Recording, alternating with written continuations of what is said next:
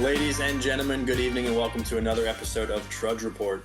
This is a recovery-based podcast, but don't worry. If you're not sober or not ready to be sober, we talk about plenty of other things, including sports, trending topics, and a good bit of nonsense. My name is Shawn and I am your host. I am joined by mis amigos and good friends, fellow trudgers, Bill, Corey, and Greg. You can check out new episodes of Trudge Report every Tuesday. Listen on Apple, Spotify, iHeartRadio, or wherever you get your podcast. Later every week, be sure to watch our episodes on YouTube and Facebook, but please be sure to download on your listening platforms.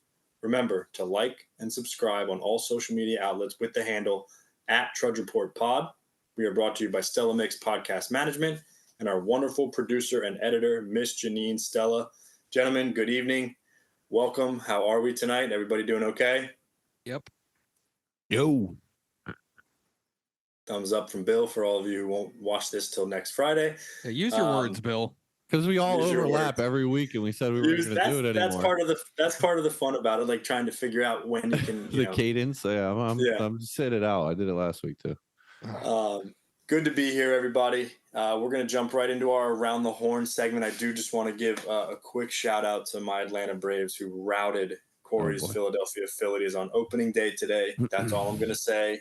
Defending NL East champs. Just all I'm going to say. Long season, though. Long season.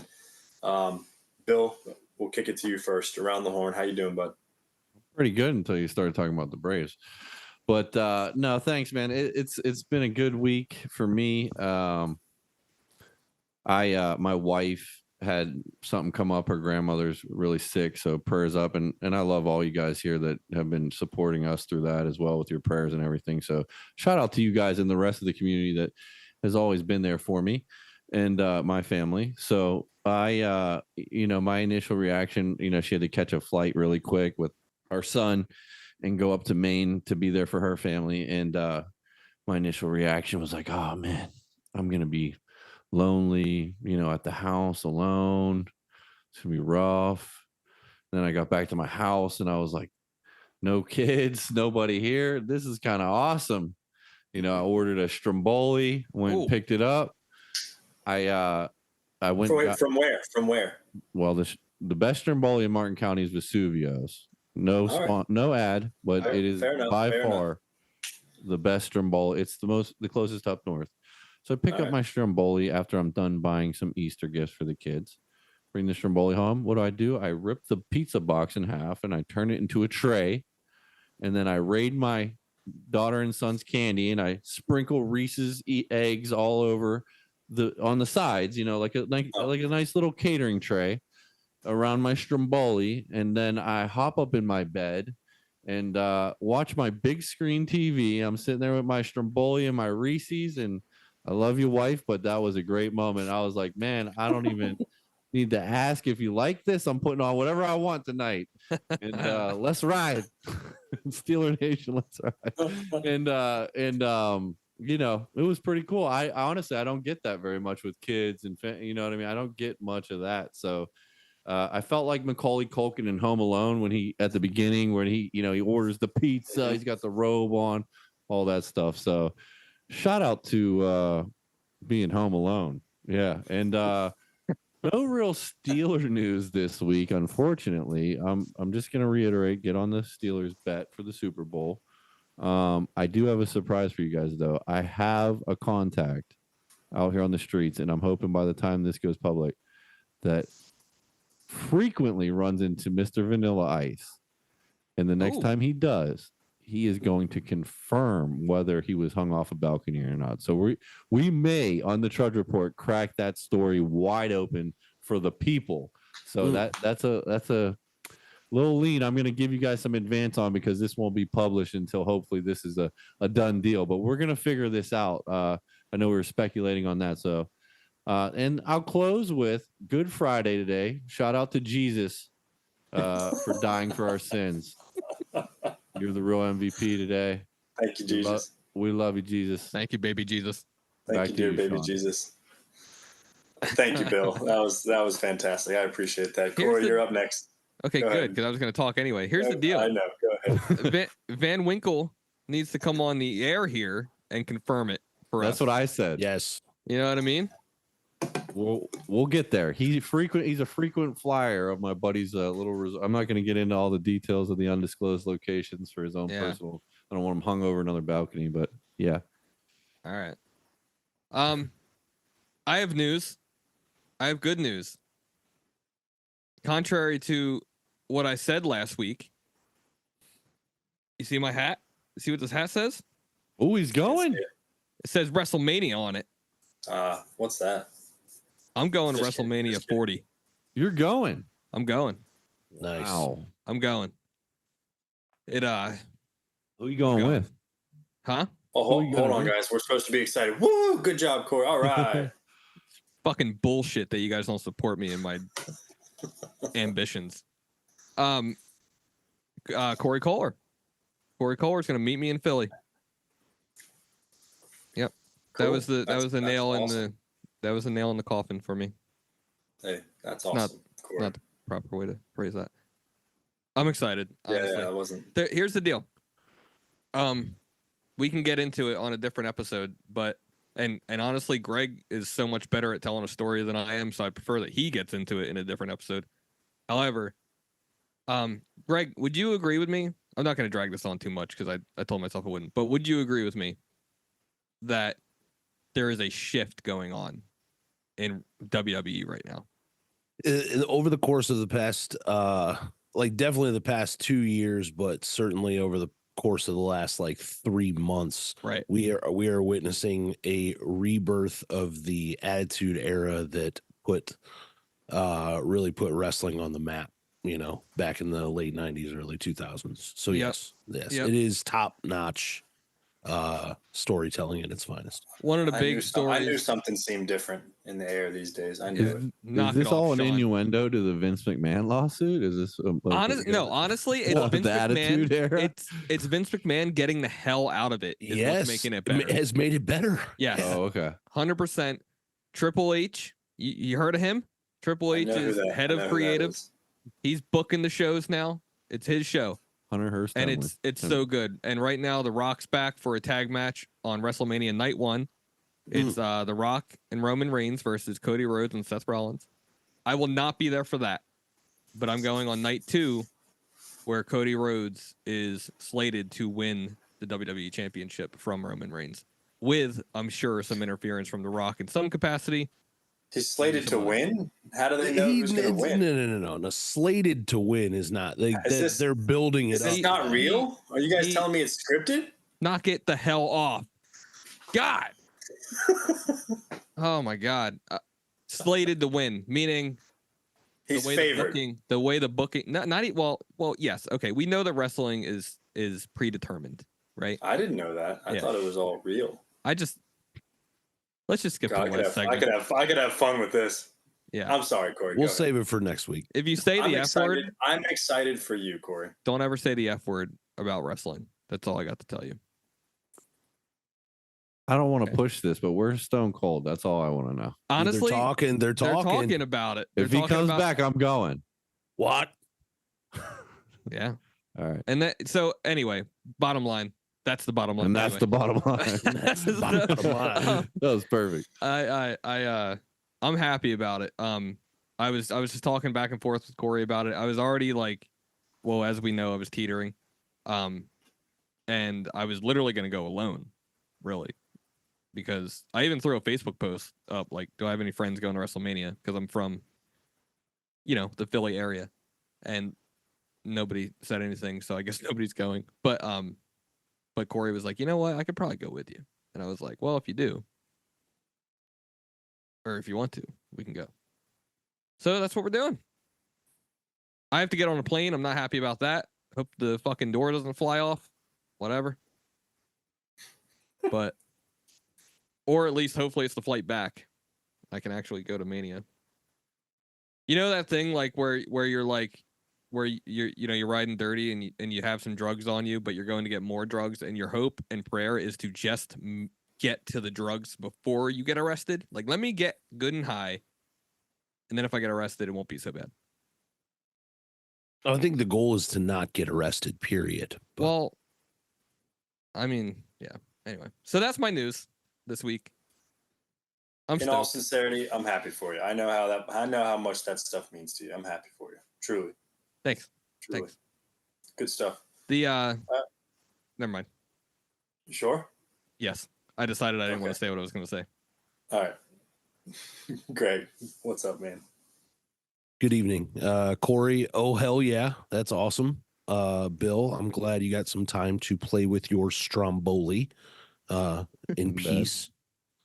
I've had a pretty good week. So to touch on really quick from last week, a little update on our buddy Ohtani. The press conference came out, and surprise, surprise, he's standing by what his PR team said, and that his interpreter did in fact steal $4.5 million, and that he did not facilitate paying back any gambling debts. And like, I mean, here's the thing: the guy comes out on TV and he kind of looks the part. Like he's kind of a convinced, even though he's speaking in Japanese, and through another interpreter. But he seems like he's a pretty straight shooter and being straightforward. But the whole time, I'm just thinking about this, and I'm thinking about this in terms of myself. And like, I'm pretty good friends with the three of you. I would consider the three of you amongst my best friends. A couple other guys. Not a single one of you at all has access to any of my financial stuff, and certainly not my personal accounts. So it begs the question. It begs the question, right? Yeah. Well, especially Corey. Are you kidding me? Those little hands got deep pockets. All right. I was gonna say, how many bands can I hold? But for real, like, who just, especially with that kind of money laying around, like, how does this person have access to your personal funds? I'm just not buying it. On top of that, the MLB commissioner says that he hopes for a short and quick investigation, and it just has all the makings of something that's going to just get swept right under the rug.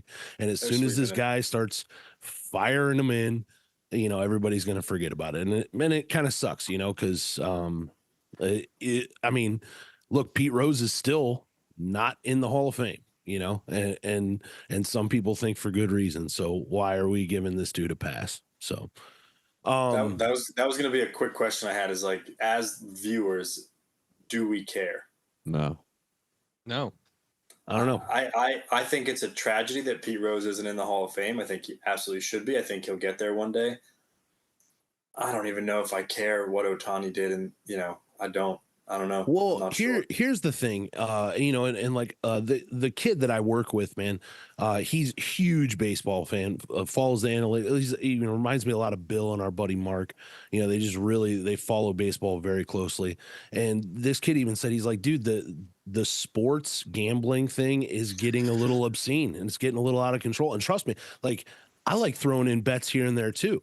But think about it. Think about every single game you watch. It's every commercial break. You've got 1 to 2 gambling commercials on there. You got this brought to you by FanDuel, and this brought to you by DraftKings. And it's just, it's being flooded because it's obviously super profitable for somebody or a lot of buddies. So, it begs the question, man, is like, when is it too much? When is enough? Well, what's interesting about that? It's like, what did we expect making it legal? This, like, we knew, you know what I mean? This was going to happen to some level. It's kind of like, what do we expect? Like, this is what and I say we in total generalities. I don't know who exactly did, but that's what we opened the door to. Oh, I'm in there. But the another thing, you can bet every at bat, and that's how they promote it. Yeah. Just a couple bucks, get a couple bucks. And what we could do is I could tell you from firsthand experience, it's slippery slope. You know what I mean?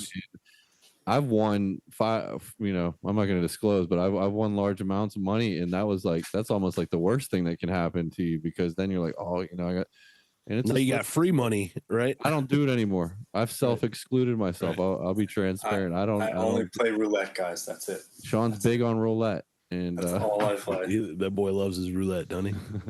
That was fun. So yeah, we'll see how it shakes out. But like I said, it's going to get swept under the rug, that whole deal. Oh, yeah, sure. this week, I just because it's been in recent news, old Sean Puff Daddy Combs is, I wouldn't say on the lam because they're not looking for him just yet, but his houses have been raided. He's all over the news, all over the internet, all over social media. Like there's just stuff popping up left and right about this guy. And I'd heard a couple things here and there over the past like 6 months or so, but never really looked into it. And I did a little bit of a deep dive this week, and disturbing really isn't the word for the stuff that I was coming across. I read through some court transcripts and some legal dockets of some cases that have been filed against this dude, and it looks really, really bad for this guy. So I that's a developing story. I think we've all talked about maybe doing a deep dive one episode and just devoting an entire episode to that, and we'll kind of see what comes of it. But now when I go back and I watch like the Cat Williams interview on Club Shay Shay,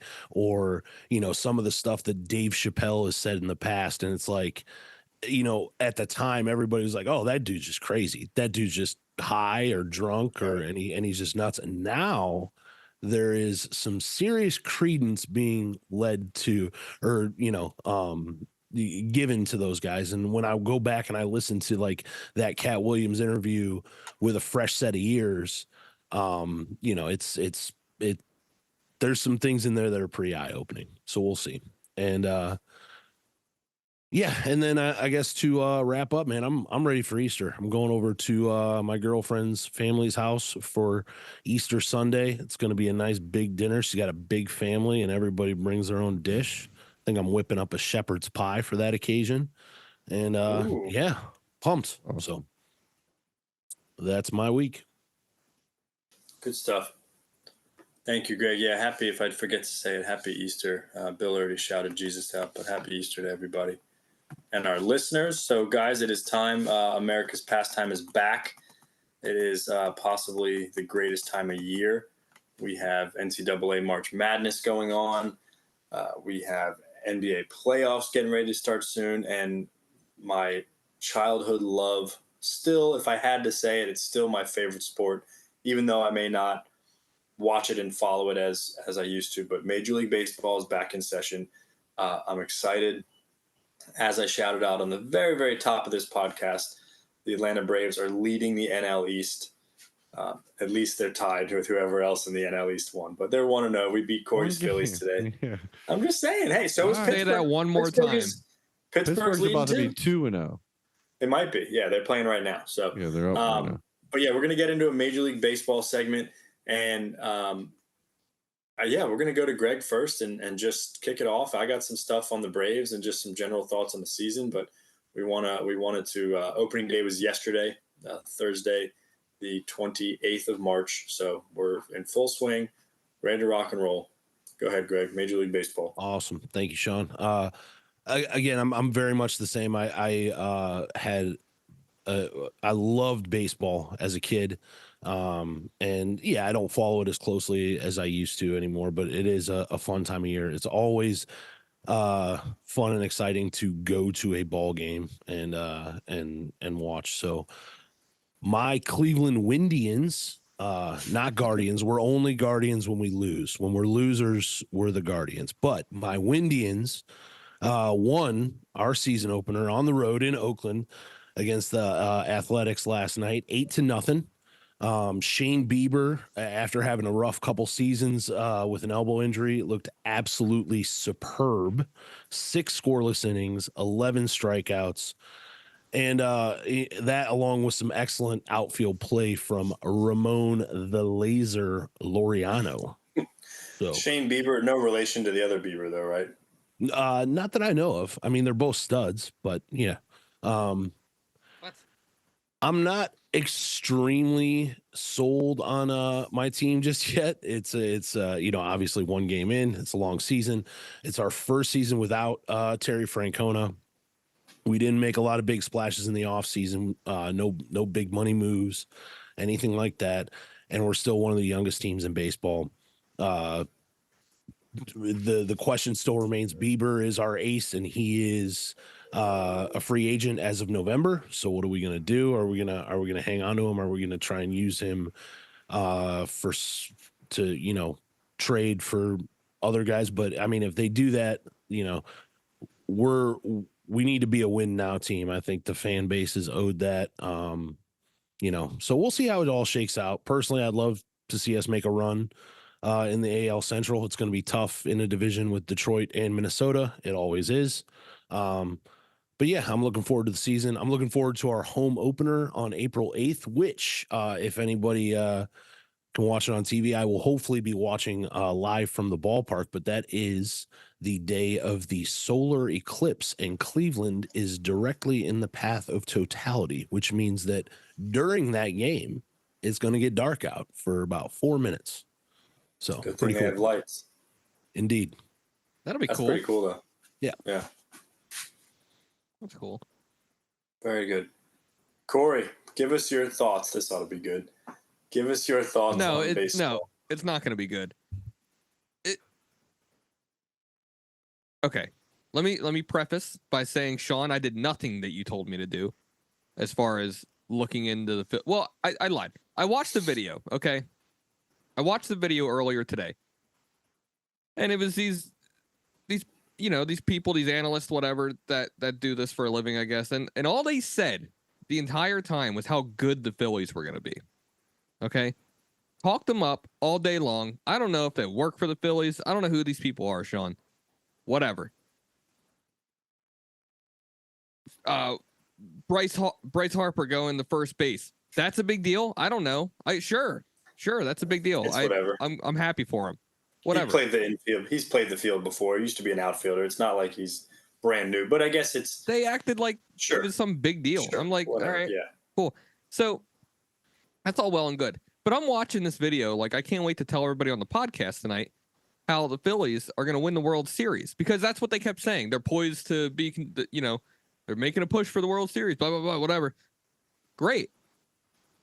So I put on the game at 3:00 or whatever it was. And just like most baseball games I've watched, it's boring as hell. It was too. It was like mostly scoreless. Which, okay, fine. I'm like, you know what? This is better than the spring training games that I was watching, because there's a crowd and it's in Philadelphia. The park looks great. Whatever.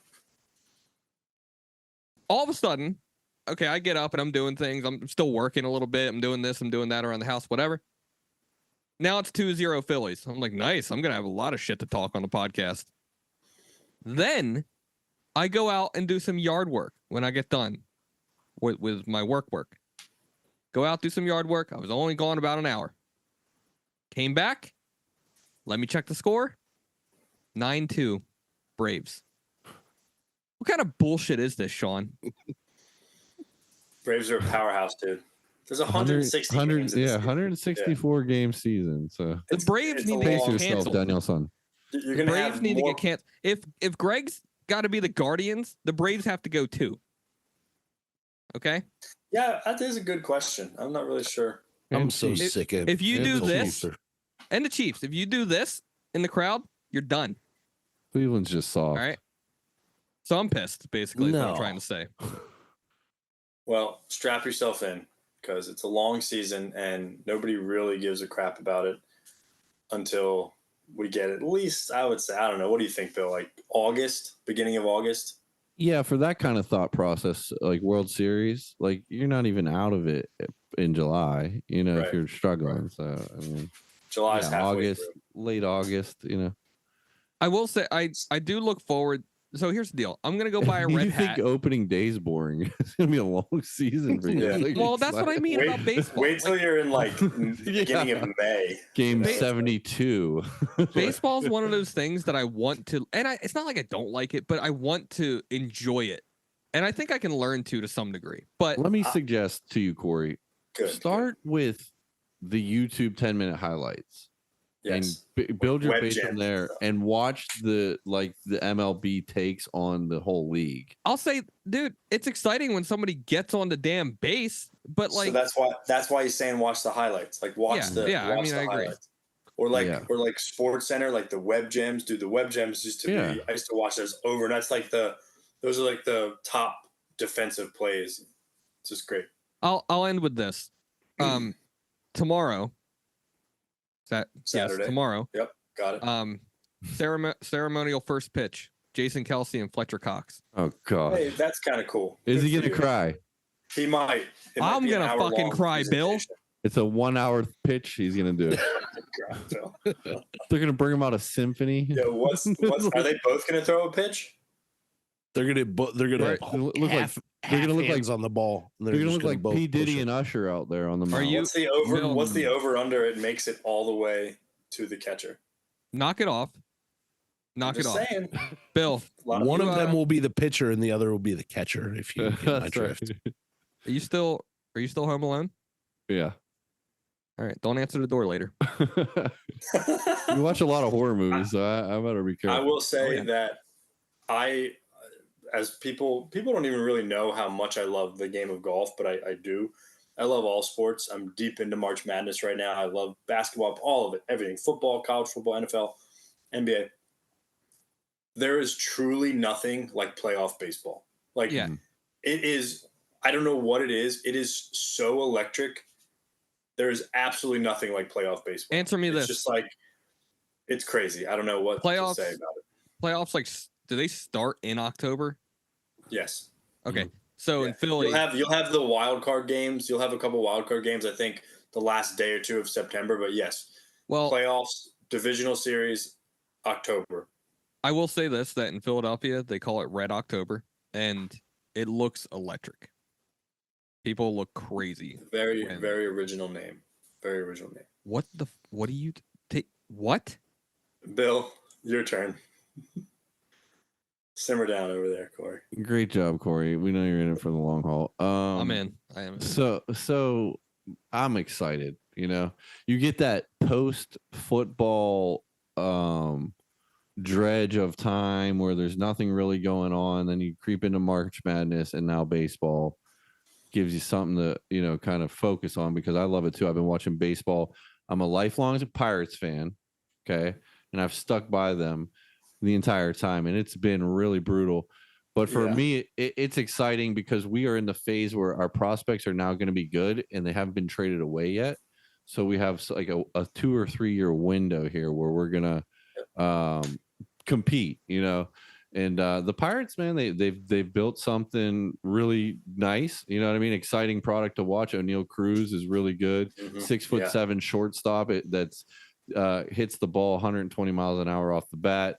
Throws the ball 100 miles an hour across the field. I mean, Corey, those are all fast numbers, just so you know. Those are all like really high numbers. I could throw it faster over those mountains.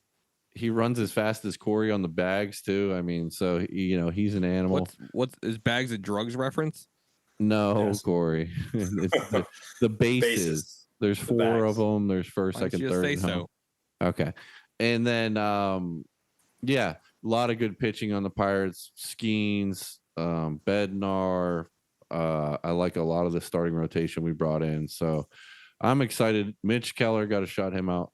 To me, obviously, I think the Pirates are a sleeper to take the NL Central because the Reds are in rebuild. They have strong prospects. The Reds are going to be tough, though. I think. I know. They don't have the pitching. I don't think. Honestly, that's their downfall. But if it's hard in that park. That park is so small to be they have young pitchers, and you're confident people are going to hit home runs off you in that park. Dude, that's going to be a great division. It is. And then Milwaukee, Brewers, who I think will be good. And the Cubs are all like, you know, they're and Saints. You can never count St. Louis out. Like they're just division. Like always there.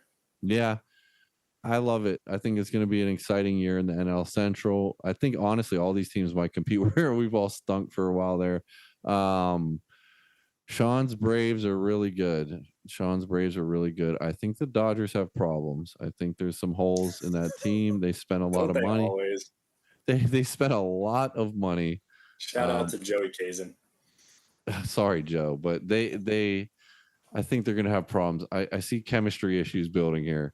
But they have 3 MVPs leading off the top of the order. They have $1 billion freaking bullpen, you know, with everybody in there. they're going to be hard to beat. But I personally, Phillies are a good rounded team. I don't think anyone's going to stop the Braves out of the NL this year, though. I think the Braves, I don't like to admit this, ever since Sid Bream took the Pirates out of the playoffs in like 93, I hate the Braves, but I do think they will make the World Series and win it. And on the other side, on the AL side, my sleeper team is the Tigers to take their division. Sorry, Greg, I do like. Somebody else said that. Oh, it was Robert. He said that recently too. I don't know if are they? I don't know. They're building. The I know they're Twins, man. building. We're Riley building. Green. We're building. I know They've got young guys. Spencer Torkelson hits the long ball. Their pitching is really good. I like the guys they're developing over there. So they're a sleeper. I don't think they're going to do anything like, they'll make the playoffs. Rangers, I think, will make the World Series. That's my prediction. Rookie of the year. Yeah, I think they'll lose to the Braves in the World Series. Rookie of the year, I'm going Wyatt Langford in the AL for Texas. Kid's electric, playing outfield over there. Shoto Imanaga for rookie of the year as well.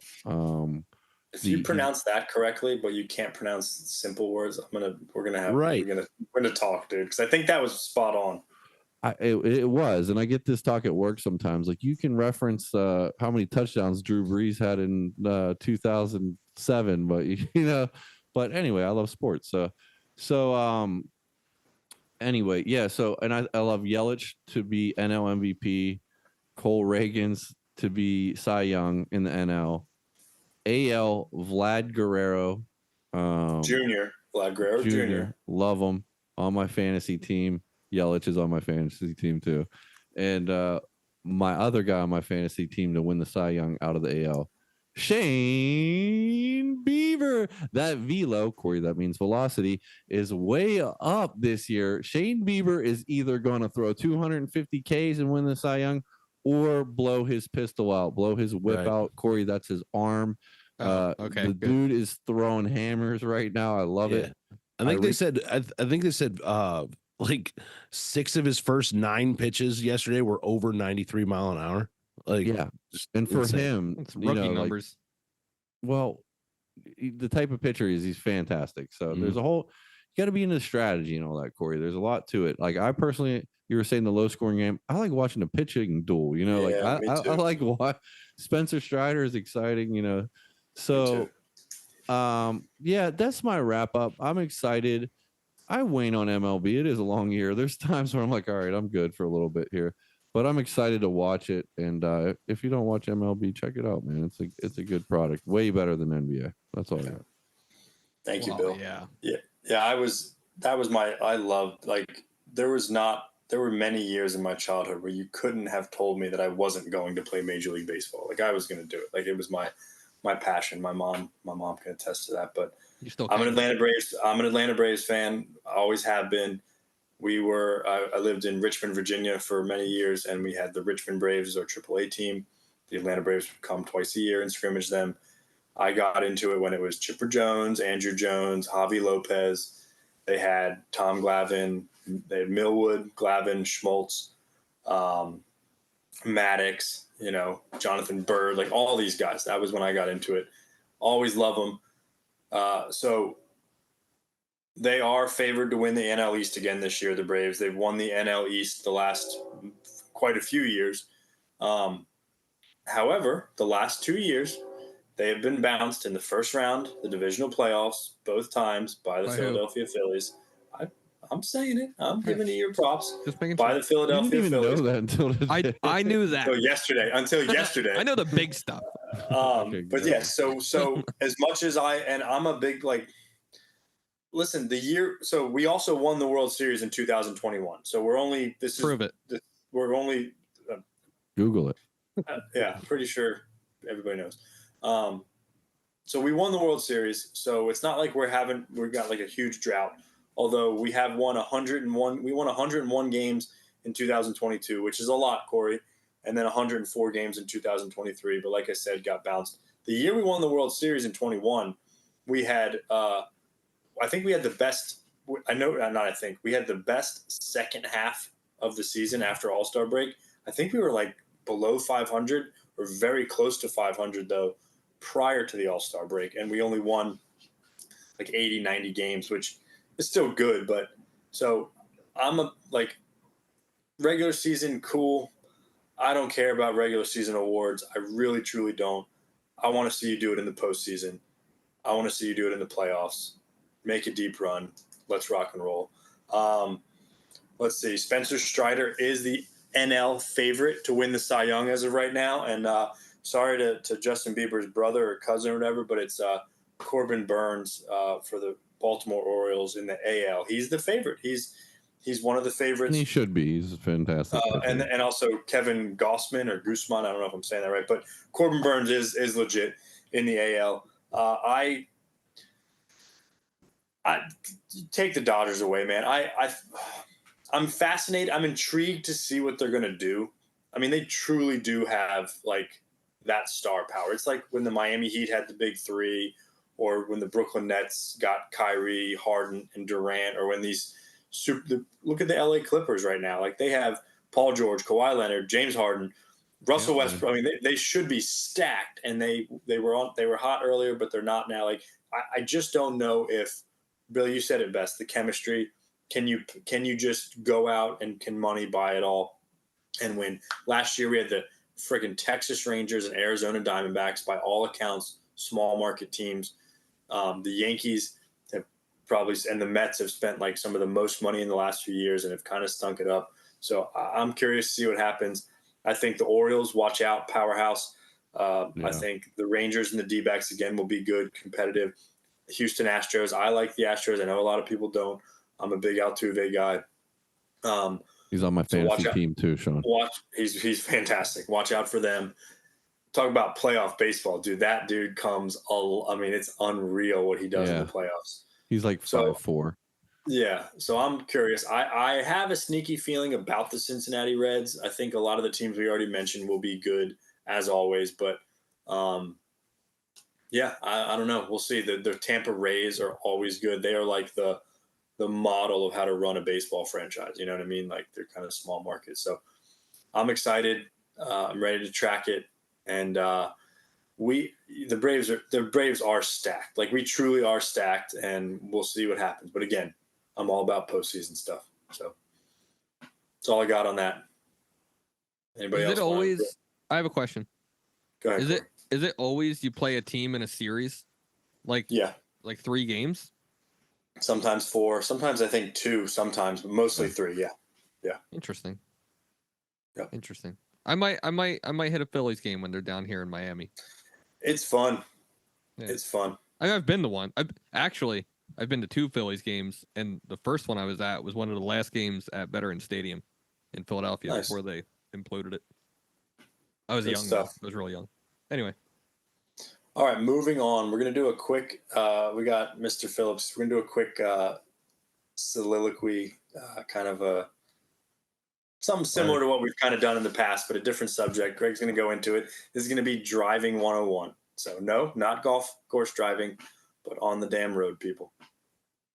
On the damn road. That's right. It's that time again. Hot take of the week. This week's hot take is brought to you by the numbers 4 and the letters F and U. So here it is, folks, and I'm probably going to piss a good deal of you off, and I really don't care. But most of you have no clue how to properly operate a motor vehicle. So I'm hoping that this segment not only serves as a wake-up call to some, but hopefully informative so that we can all get a little better. And I can stop having my daily meltdowns over the blatant stupidity of others I see on the road. So let's start with stationary. Guys, there is no reason in this day and age to not know how to park your damn vehicle. Half the cars they make nowadays fucking do it for you. Or at least they have a nice backup cam, and it really takes all the skill and guesswork out of it for you. If you can't manage to get your grocery getter in between the 2 little white lines, then maybe you should stick to Instacart. Speaking of which, those of you who are Fast and Furious fanboys and have your 04 Honda Accord super tricked out and treat it like it's a Lamborghini, all while taking up 2 parking spots because you need the extra room for your ego, just know there's a special place in hell for you, and I hope your car gets dinged 12 times over. To quote the people's champ, Dwayne "The Rock" Johnson, off is the direction you can fuck. Okay. All right. Moving on. While in traffic, a few things that might, I think, maybe be able to help a little, all of us out in the long run, maybe. Number one, pay attention and get off your phone. Don't get mad at me when I lay on the horn because I'm waiting behind you to turn at a green light that's been, green for 30 seconds and you're like buried in your phone on Facebook. Like, now is not the time, people. Get off the fucking phone, right? Speaking of the stoplights, the white line is there for a reason. So commit to a decision as you're approaching that yellow light. Either stop short of the white line and not in the middle of the intersection, or get through the intersection, but not a little bit of both. Because, I can't count how many times I like almost turn into somebody that's halfway over the white line. Four-way stop signs, people. Fellas, do we all know how they have work? Some courtesy. Yes. Oh, yeah. Have some freaking courtesy. Some people. courtesy, man.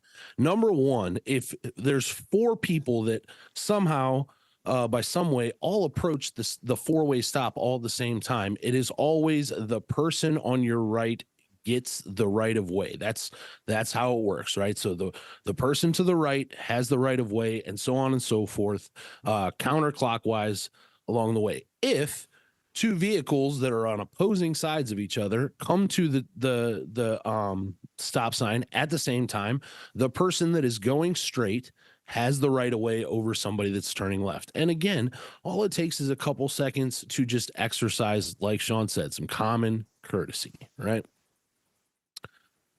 Old folks on the road. We get it, guys. You guys have given up on life. It's fine, but the rest of us haven't. If you're 75 and retired and living out your life, man, that's awesome. I'm happy for you, little bit envious, but just because you have nowhere to go doesn't mean that the rest of us don't have anywhere to go. Okay. I got to get to fucking work. Okay. I know that you haven't worked in 25 years. Great for you. Okay. But I see some old folks out there making the most egregious traffic mistakes. It's absolutely crazy. It makes me want to get a dash cam. But yeah, like it's just nuts. Right. Going 10 miles an hour below the speed limit. Now, whatever, if you're going to pick the furthest right lane on the highway to do that, whatever, it's still, absolutely just ridiculous in my opinion. Yeah. Right, egregious, right? But if we're on a 2-lane road, right, and I'm stuck behind you, and again, I'm on my way to work, or I've got somewhere I've got to be, and the speed limit is 35 and you're doing 20, what are you doing? Like, it just it boggles my mind, right? But yet I'm the asshole because I'm tailgating you, when you can't manage to just accelerate to the actual speed limit. There's a lot of Amazon delivery trucks out on the road these days. Does everybody know how the fucking right of way works when a truck pulls over to make a delivery? Okay. What it means is if you happen to have drawn the unlucky straw that says you're going to be in the lane that the Amazon delivery truck stops at, that means that if there's oncoming traffic coming your way, you have to yield to those people. It doesn't mean jump right out in front of them and almost cause a head-on accident, you got to yield and wait until you can get around them safely. It's common sense, but a lot of people don't get it.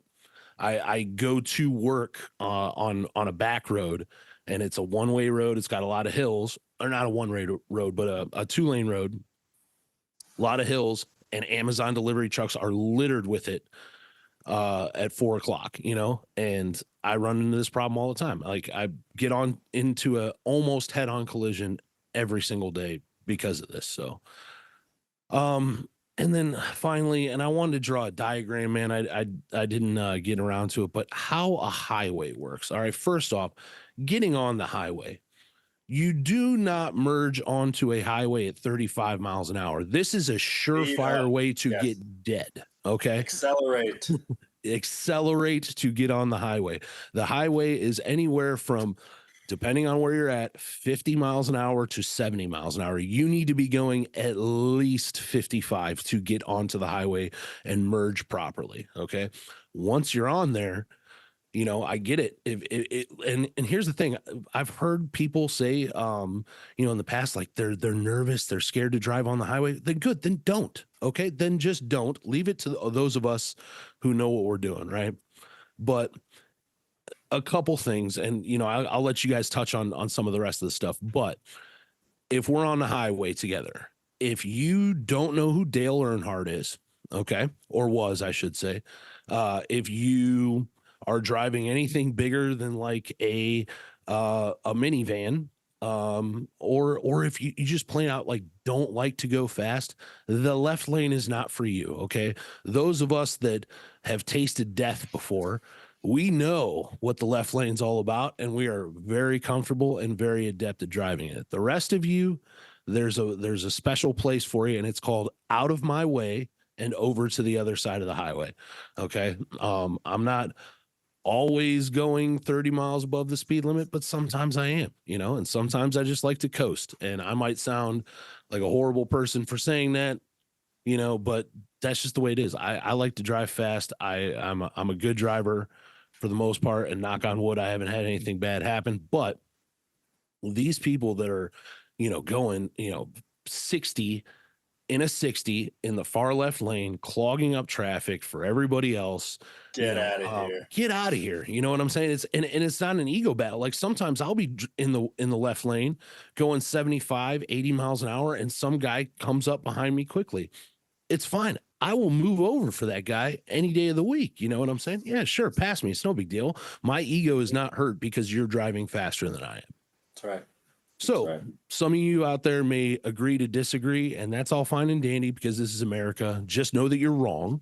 And to the rest of you out there abiding by the unwritten laws of the road, you the real MVP, and I salute you. Thanks, boys. Thank you, Greg. I have one thing, well, two quick things to say on this. The right lane, it's like a metaphor for life to me. Everything Greg said is spot on, by the way. It's for right lane, especially on the highway, slower people. In, regular traffic on the regular roads, it's for people that are turning or even still maybe, a little slower, whatever.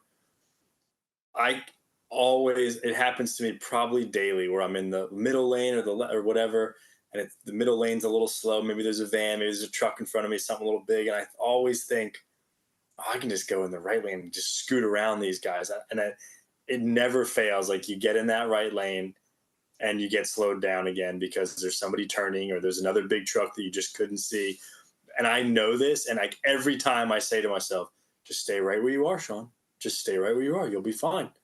And I think, no, I can get around this car and I can go faster in this right lane, where you get over and you hit the gas and you do pass the slow cars in front of you. But then 200 yards up the road, somebody's turning, you got to slow down. And then all those cars just passed you.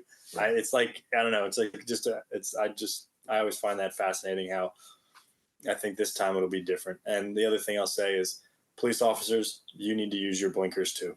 That has bothered me my entire life. Most cops never use their blinkers, whether they're changing lanes or turning, and it's not fair. Hold yourselves to a higher standard. You are law enforcement. That's all I got to say. Corey, Bill, either you want to say anything on this? I just want to say that we here in Florida have it the worst because this is God's waiting room, and we are behind 90-year-olds driving all the time that should not be and should just not confiscate, but turn in their license. Also, trying to kill all the old people. No, I don't want them dead. They can live. Confiscate them. Confiscate their lives, yes. Also, Florida. I don't know if this is true because I didn't take the driving test in Florida. Apparently, parallel parking's not on the driving test in Florida. It's not. That is such bullshit. Like, oh, I'm never going to go to a city. No, you need to know how to parallel park. And honestly, the New Jersey driving test is like 25 feet. 25 feet is huge. You can park a car and a half in a 25 foot. It's not all that much to ask. Learn how to parallel park. I agree. That's it. Thank you, Corey. William. My name is William, and I'm a road rageaholic. First of all, none of us four will ever surrender our license at 90 years old. So I'm good with 90-year-olds keeping their license, although they are dangerous. But I do want them to be able to drive because I think it's their right, unless they have a severe handicap. Me personally, not perfect. You might see me driving struggling tomorrow, but I've come a long way. I suffered from road rage. I personally knew it was an issue for me when I was in a drive-through line one day, and I'm sitting there thinking, like, this person is taking their time on purpose to make me mad, and I'm getting all mad in my car. I personally choose to listen to worship music when I drive around these days. Try to set myself in the mode. I try not to Hill judge. song. Yeah, I try not to. Yeah, exactly. And I try not to judge the other drivers. I'm still an aggressive driver, but I'm a lot happier because I'm not like up on someone's ass and angry at them. Because at the end of the day, I read this thing like no one in your vehicle thinks that's attractive. You know, your wife doesn't think that's attractive. Because part of me that's the culture of what I grew up in. You know what I mean? And it's not attractive. In fact, my wife complains all the time about it, rightfully so, and also tells me it's a miracle I don't wreck when she's not in my vehicle to give me the instructions of where to go. But yeah, so for me, it all came to a head when I was driving to Jensen Beach one day, and I'm going over the Jensen Beach, the Roosevelt Bridge, and I'm coming over, and this guy cuts me off, and we're both zooming up towards the mall there, and I pull up on him, and I'm like, this dude just almost killed me. Like, I took it so personal when obviously it was probably just he wasn't paying attention. It was neglectful. So I pulled up on him and I flicked him off. And he had tinted windows, and down goes the back window. And I look over, and it's my friend, our friend, the show's friend, Tyler, in the back of the vehicle with an Uber driver. Shout out to Tyler. And meanwhile, I'm over here acting like I'm, I live a certain, I'm a certain way and all. I'm a calm person. But meanwhile, this thing in traffic always triggered me. You know what I mean? Spiritual giant. Yeah. And meanwhile, I'm getting triggered by the dumbest crap ever, just letting it ruin my time in traffic. Was like, this doesn't count as life. I can go off here, So I was like, man, that's embarrassing. So I had to, deal with that, admit to that, and now it's a funny story, and it is what it is. I think there's a ton of terrible drivers in Florida. There's wrecks all the time. You just got to be careful, and try to be respectful of others. It's a privilege. I'll be transparent. I didn't get my driver's license till I turned 30 years old. Like, I need to honor that, like, the work I had to put in just to get my life right. To that point, never had one before. I drove a lot, but once I got here and didn't have to parallel park, I knew it was good.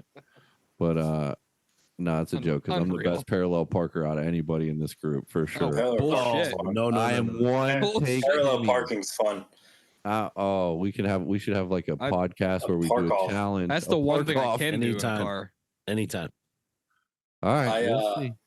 I will say that too. And people that are listening to this that are in recovery can understand driving is a privilege, because every one of us, I did not have a license when I got sober. It took me a lot of money and some time to get it back. And I still try to remember today that driving is a privilege, and it certainly is. And maybe something that a lot of other people, take for granted. But if you're listening to this, don't take it for granted. Be safe. Put the phone down. And this podcast loves old people. That's right. Nope. That's right. Corey is old anyways. We love him. 90 and above, you can go to hell. Segue. First off, that was good, Greg. Thank you, as always. Those little very good, Greg. Those little soliloquies you do. Corey's favorite word. I don't like that word. They're at all. terrific. They really are. That has anything to do with impasse. Impasse. That's another conversation. Go on. Transitioning into our On the Beam spirituality, better living segment. I'm going to kick this off real quick. Just say a few things on it. We've been, listen to our previous episodes. You'll probably sense a pattern. Some of you, that are listening will sense a pattern. Making amends, making restitution, trying to set right the wrongs we have done in the past. That's what we're talking about tonight. I'll say a couple quick things. I think that all the work we've done so far, right? The admitting we're powerlessness, realizing that because of that powerlessness, how insane we were and how just off the beam we were, coming to believe that this power can help me. It can do a much better job. Turning it over, inventory, right? Defects of character, shortcomings, all that stuff. Ultimately, turning all that stuff over in the inventory process, we got down on paper all these things, these people we were mad at. But more importantly, it's like the resentment part is almost a parlor trick. It's like, okay, tell me who you're mad at, and then tell me where you were at fault in all of these situations. How did you harm this person? What did you do to set the ball rolling, et cetera, et cetera? Now that we're into this restitution, making amends process, I believe that this is like the crystallization process, right? I already know every bad thing I've done. Whatever I believe in, the God of my understanding is all powerful, all knowing. That entity already knows. I hopefully have one or two close people, trusted advisors, close personal friends that I can admit this stuff to and divulge this stuff to. But now it's time to go out to these people that I've harmed, hopefully look them in the eye. A face-to-face meeting is always preferable for this. Sometimes that can't work, so we can get into other ways, but you look them in the eye. This is what I've done to harm you. Is there anything else I've done to harm you? Because oftentimes I might be forgetting something, right? I might have been too drunk or too high or just blocked it out of my memory. I'm making amends for A, B, and C, and they're waiting for D, E, and F, right? So this is what I've done to harm you. Is there anything else I've done to harm you? What can I make it up to you? Or what can I do to make it up to you? If I want to get over my resentments, if I want to get over my fears, go make my amends. Really and truly. If I want to get rid of some of these defects of character, if I want to be less selfish, less fearful, less inconsiderate, go make my amends. That is the most practical way I have found to lessen my fears, to lessen my resentments, to lessen my self-centeredness. Go make my amends. And what happens is, just like drinking, we got this negative ripple effect everywhere. Our drinking only doesn't harm ourselves, it harms everyone around us. The ripple effect, right? Sobriety, making amends, trying to do the right thing also has a ripple effect in the positive direction.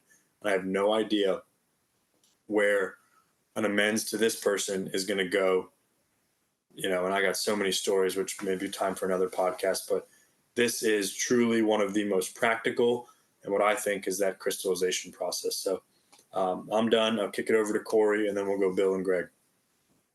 Thanks, Sean. That was good. I'm going to try and make my talk here as fluent as possible. Two things I think of when we talk about like restitution or making our wrongs right. Two different stories. And I agree with everything you said, Sean. One amends that I got to make. I mean, first off, like you just said, Sean, we now know by this point, we've pointed out what we've done wrong. And like you said, like probably one of the most freeing parts of sobriety is making these amends, even though and maybe the most fearful, and that's probably what makes it so freeing. Honestly, you said it best. The first thing that comes to mind is when I made amends to an ex-girlfriend, high school sweetheart of mine, who I treated pretty poorly. I was really getting into the addiction part of my life heavily in high school, and was dating her at the time, and it was as serious as serious of a relationship as it could be in high school. And it was bad, and it ended bad and everything, and I always felt very guilty about the things that happened. And she even still, like, as a friend, supported several sobriety attempts of mine after that. So that was always nice. Anyway, when I got sober once and for all, she had called me at one point when I was just a couple months sober, and actually she had like a boyfriend who was struggling, oddly enough. and my first thought was like, you really pick the winners, don't you? But she was like, listen, I don't know what to do. Like, he's struggling with A, B, and C, like substance wise, blah, blah, blah, whatever. Point is, we had a conversation. I tried to be as helpful as I kind of could be. I don't even know if I was that helpful. That's not the point. I tried. Fast forward a couple months, I'm realizing that I never really had a conversation with her about what I did wrong to her, and how I harmed her. And it was told to me, like you explained, Shawn, like, this is a good way to do it. You approach these people face to face if you can. I did A, B, and C to you. Like, this is where I went wrong. Blah blah blah. Whatever. Is there anything that I'm leaving out that I'm not remembering or what have you? Kind of let them say their piece. Whatever. Don't interrupt them. And ultimately, it's how can I make it right? I try to avoid the words "I'm sorry" because I've said that a lot in my life that never meant anything.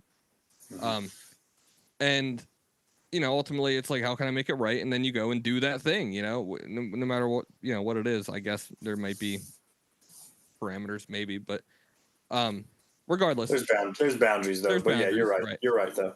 Yep. So anyway, when I said that to her, she was like, "Listen, you know what? A couple months ago, I called you about my boyfriend. You listened. You gave me a couple things of advice, whatever." And she's like, "You know what? I just appreciate your friendship in that way. Like, it's all good. It's in the past." And I was like, "Okay, well, when I'm able to, I'd like to have a face-to-face conversation as well."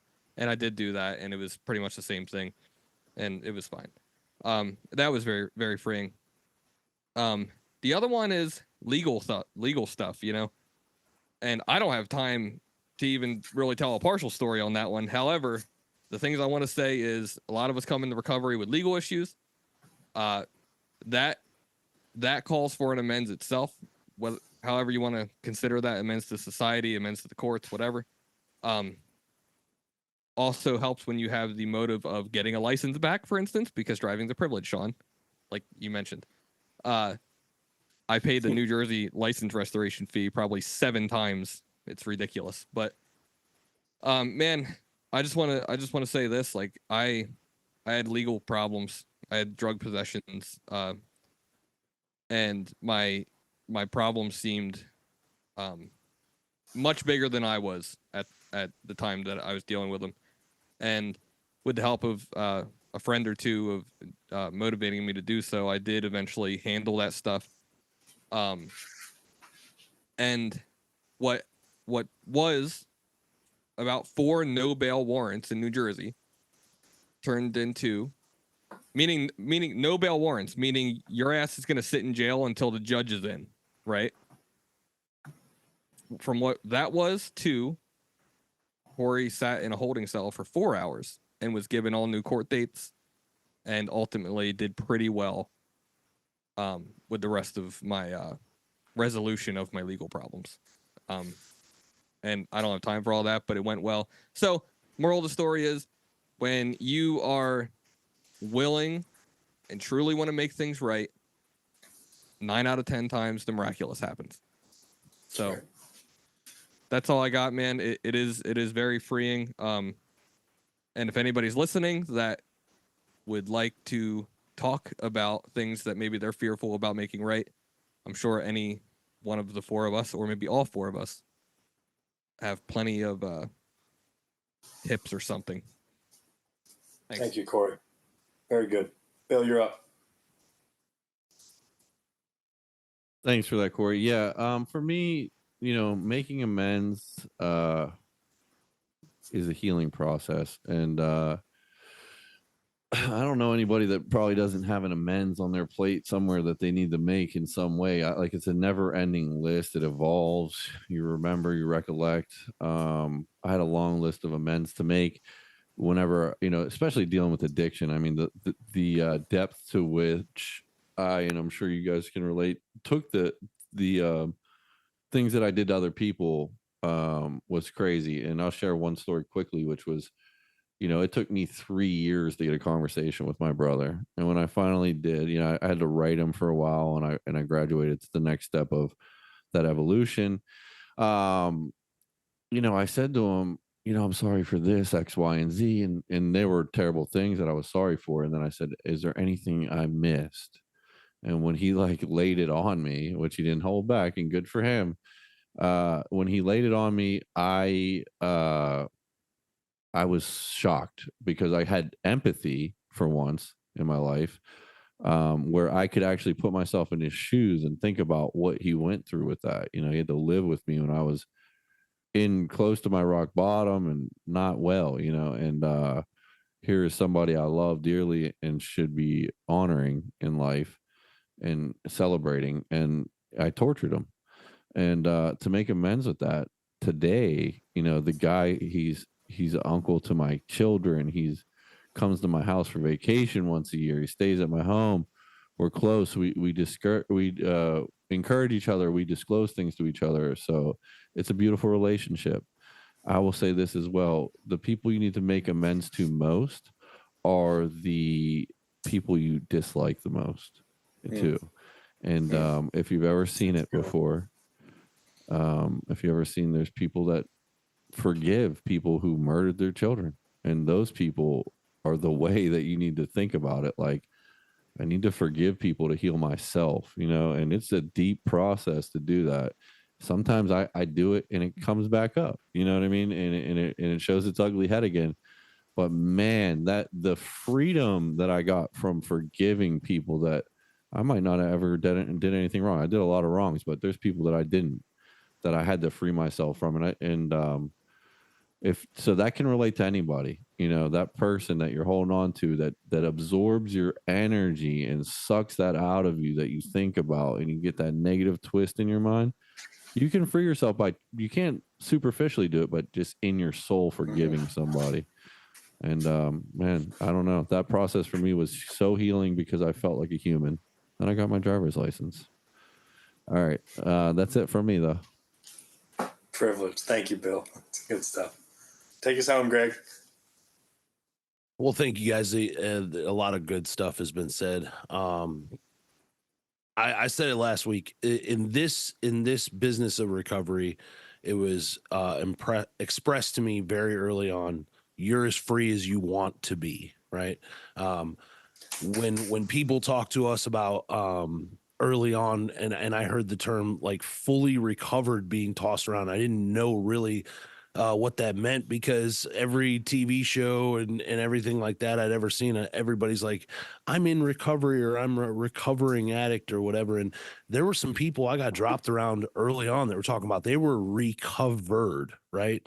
And that was possible. And so the trusted friend that I asked to kind of help me through this process, I asked him what that was all about, and he told me, and I'll never forget. He said it was when to be fully recovered was when my internal condition was not dictated by my external circumstances, right? And the amends process is the gateway to that freedom, right? He told me some things that I followed to the best of my ability, and that I try to pass on to others during this process. And you guys have kind of already touched on them.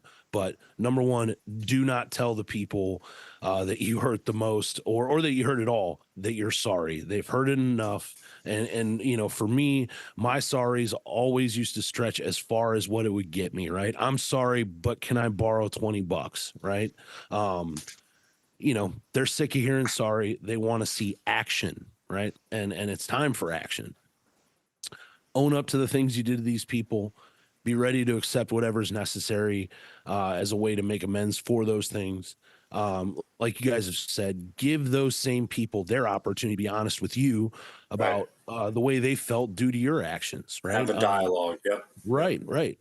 We often get caught up in our own versions and our own perceptions of events, and we often overlook those of other people, right? Be ready for some people not to want to have anything to do with you, and trust that you're going to be okay with that, and that maybe sometime down the road things will get better, and that person will be willing to hear you out, and be ready for that when that time comes. and be ready for whatever may come as a result of the men's process. It sometimes might mean losing a job or a relationship. It might mean having to go to jail. It might mean that you're going to have to shell out some money that you stole. Which we don't like to do. We know that. We don't like to do that. Not a bit. I can speak firsthand to that. It may just end up in someone thanking you, but telling you that respectfully they never want to see or hear from you again, which happened to me as well, and I was okay with that. Same. These are all things I had to permanently, or I had to accept if I wanted to permanently recover from alcoholism and drug addiction. But when I did those things wholeheartedly, the freedom came about pretty quickly. And I'll just tell a quick story. I was about a hot 8 months sober.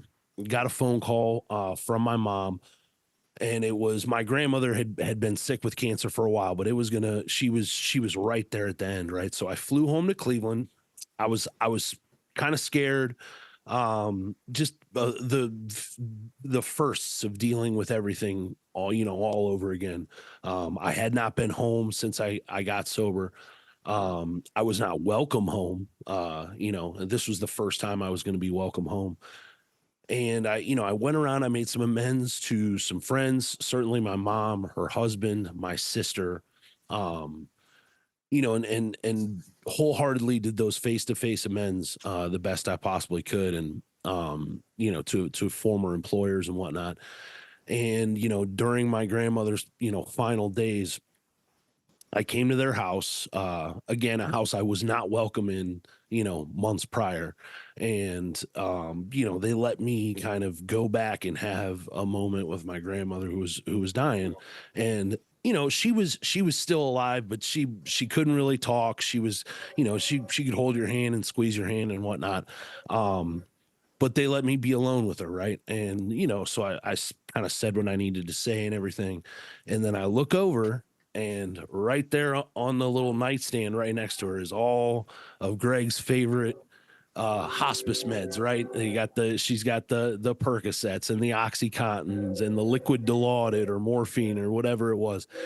And honestly, the first time in my life, I didn't feel any way about those things, and that's not me. That's, in 20 years, because I know me, like Greg left to his own will skim some pills right off the top of that bottle or just grab the whole thing, right?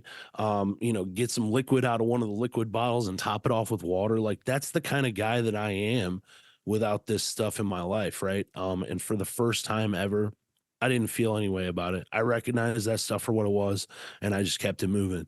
And that is, was the beginning or the first experience I had where I'm like, holy crap, like these dudes aren't lying. Fully recovered is a thing, and it was certainly happening for me there. And I've been reminded many times over the past 8 years or so that, that is the freedom that we're enjoyed so long as we work this to the best of our ability.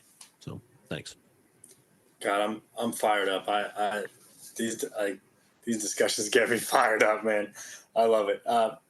Two quick things that you guys touched on: the faith that we have been building to, the trust, the belief in God, the faith, all that stuff, the sincerity. However, Corey touched on it. However fearful I am of this process, I have to draw on that newfound faith that I have, that trust, that companionship, that God conscious within me, and know that, like Greg said, this is the pathway to freedom. Or maybe it was Bill. And then just when it comes to making amends, oftentimes people think like, oh, this person harmed me more. It doesn't matter. I am making amends from my side of the street. I'm keeping my side of the street clean. So when I put that resentment down, my perceived harm, fancied or real, that they've done to me might seem way bigger than the harm I've done to them. Doesn't mean I don't make amends to them. I am making amends from my side of the street. And if I'm approaching that amends, expecting them to make one back to me, I should stay home or put that one off. I have to approach the amend. It doesn't matter what they say or do, if they own up to their side or not. I'm not concerned with that. I'm only going in the spirit of helpfulness and forgiveness. And I think that's important. So any parting thoughts from anyone on that or anything else we've touched on today? Yeah, I like what you said just now. But like it comes up when you, especially when you like make an amends to somebody in recovery too, where it's like, okay, now you go. Yeah. It's like sometimes it doesn't happen, and it's like, no, but And you're if I'm supposed to. What expecting do you- that, right? And if I'm expecting that, it's not going to go well. I'm already doomed. Yeah, it's 100% about clearing our side of the street. Doesn't matter what they did or how they take it. Right. We just got to Right. do it. And having that dialogue, allowing them, like saying what I need to say, and then allowing them time to speak and to bitch me out or to say what they need or to make their, like, whatever. Give that person some dialogue. So I've had Good very stuff. few that were not quite powerful. right. At least the Yep. way I felt about them. So Good stuff, guys. Very good. All right. Well, listen, shout out to our listeners. Shout out to Danny P and the Yukon Huskies. They continue to roll. Thank you for your support. Please like, follow, and share on all socials at Trudge Report Pod. Hey, Sean, Trudge Report Pod. Yeah. the Huskies beat Stetson, right? In the first round, yes. So that's like Purdue and Purdue. Is that the Stetson? Is that Greg's favorite fast food place, Stetson? Do they own that? That is Swenson's. Okay, Stetson. Oh, very close. Cologne, Very my close. grandfather used I to thought it work. was a Purdue deal. I thought we had Very like close. a co-sponsorship. How are the Purdue chickens doing? They're I actually don't want to know because I recorded the second half of the game. It was on tonight, so no one tell me. They were up 6 at the half. That's all I know. They're rolling pretty good too. They're clucking around pretty good too. They're clucking around. They're fluffing it up, clucking it up. Everybody knows they're the same. Purdue Chicken, Purdue University, they're the same. We know that. We don't have to relitigate this, guys. We got to go. Time is up. Shout out to our listeners. Shout out to Purdue Danny Chicken, B and the baby. Yukon Huskies. Thank you for your support. Please like, follow, and share on all socials at Trudge Report Pod. You can always email us, trudgereportpod@yahoo.com. Happy Easter. Send Baby any kind of Jesus. request you want. Remember, we are all here if anyone and everyone wants to talk about recovery and our experiences or have any questions, or if you're struggling with any form of addiction. Thank you again. Good night. God bless. See you next time.